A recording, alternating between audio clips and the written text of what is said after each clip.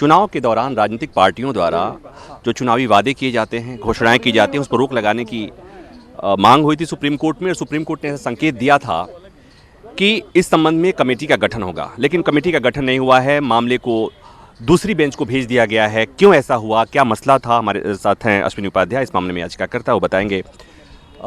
Supreme court ने जब इस मामले को, कोई आदेश पारित नहीं हुआ, कोई कमेटी का गठन नहीं हुआ, दूसरी बेंच को भेज दिया गया, क्या वजह है? और वो जो दूसरी बेंच सुनवाई करेगी उसकी किस मसले से सुनवाई करेगी? देखिए, सुप्रीम कोर्ट ने 2013 में एक जजमेंट दिया था।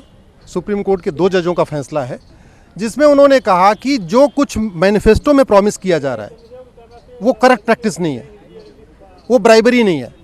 हम डे 1 से कह रहे हैं कि वो चाहे शराब की बोतल बांटना हो, या चुनाव के पहले 500 रुपये 1000 रुपये घर घर देना हो, या मुफ्त में चीज़ें देने का वादा करना हो, दोनों बातें एक है। तो इसलिए मैनिफेस्टो में अगर कोई चीज़ वादा किया जा रहा है, इस तरीके का स्कूटी का, लैपटॉप का, टैब का, या मंगलसूत्र का, mixer juicer grinder, colour TV का, वो भी करेक्ट प्रैक्टिस है। लेकिन चूंकि सुप्रीम कोर्ट का जजमेंट 2013 वाला ये कह चुका कि नहीं वो नहीं है, तो स्वाभाविक सी बात है, जब तक वो जजमेंट ओवर रूल नहीं होगा, वो रिव्यू नहीं होगा उस जजमेंट का, तब तक आगे गाड़ी चलेगी नहीं। आज माननीय सुप्रीम कोर्ट ने हमारी इस मांग को स्वीकार कर लिया है कि जो सुब्रह्मण्यम बालाजी का जो जजमेंट है 2013 का, उसको रिव्यू किया जाए। वो रिव्यू हो जाएगा, उसके बाद पार्लियामेंट के पास भी, सरकार के पास भी कानून बनाने का रास्ता खुल जाएगा। इलेक्शन कमीशन के पास भी अपनी गाइडलाइन बनाने का रास्ता खुल जाएगा। उस सुब्रह्मण्यम बालाजी जजमेंट में सुप्रीम कोर्ट ने इलेक्शन कमीशन का हाथ बांध दिए। वो जब तक जजमेंट रहेगा, इलेक्शन कमीशन कुछ कर नहीं पाएगा। लेकिन सुप्रीम कोर्ट ने भी कहा, केंद्र सरकार से, सॉलिसिटर जनरल से कहा कि सरकार ही क्यों नहीं कमेटी बना दे रही है, सरकार उसके लिए तैयार नहीं है।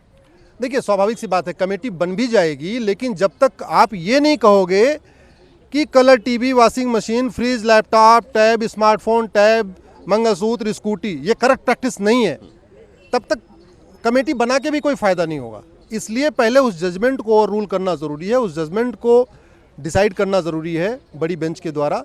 वो जजमेंट जब ख़त्म होगा, उसके बाद बड़ी स्वाभाविक सी बात है, इस बीच में सारे रास्ते आ जाएंगे, सबकी ओपिनियन आ जाएगी, फिर गाइडलाइन फ्रेम करना आसान हो जाएगा। तो ये भी हो सकता है कि उस रिव्यू होने के बाद से फिर कमेटी का गठन होगा, या उसके बाद क्या होगा, क्या उम्मीद है? नहीं, मैं अभी इमीडिएटली 7 अलग अलग पार्टियों को इसमें पार्टी बनाने जा रहा हूँ।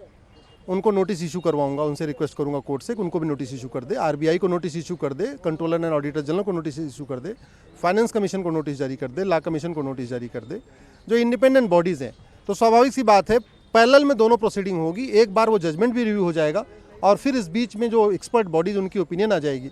फिर सरकार के लिए गाइडलाइन बनाना, इलेक्शन कमीशन के लिए गाइडलाइन बनाना, और इवन सुप्रीम कोर्ट के लिए गाइडलाइन बनाना आसान हो जाएगा। ठीक है, थैंक यू।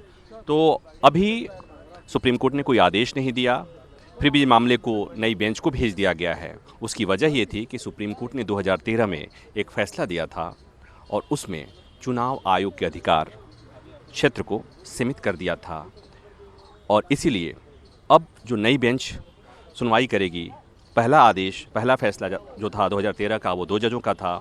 अब नई बेंच 3 जजों की बेंच सुनवाई करेगी, और उसके बाद आगे फ्रीवीज पर क्या होगा, क्या कानून बनेगा, पहले कमेटी बनेगी या कानून बनेगा, या संसद कानून बनाएगी, या सुप्रीम कोर्ट कोई दिशा निर्देश जारी करेगा, ये बातें फिर बाद में तय होंगी। कैमरामैन संजय के साथ प्रभाकर मिश्रा, न्यूज़ 24 दिल्ली। नमस्कार, मैं हूं मानक गुप्ता। अगर आपको हमारा ये वीडियो पसंद आया हो तो इसे लाइक और शेयर जरूर करें, और हाँ, हमें सब्सक्राइब और फॉलो करना ना भूलें, ताकि आप देश और दुनिया की कोई खबर मिस ना करें। तो जुड़े रहिए हमारे साथ और देखते रहिए न्यूज़ 24।